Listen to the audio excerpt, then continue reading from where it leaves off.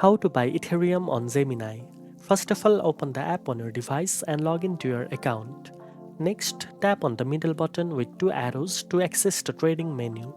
From the options, select Buy. Choose Ethereum from the list of available cryptocurrencies. You can also use the search bar to find Ethereum quickly. Enter the amount you want to purchase in either your fiat currency like USD, Euro or GBP, or in Ethereum itself. Check the current price and any applicable fees carefully before proceeding. Select your funding source such as your Gemini fiat balance or a linked bank account. Tap Preview Buy to review your order.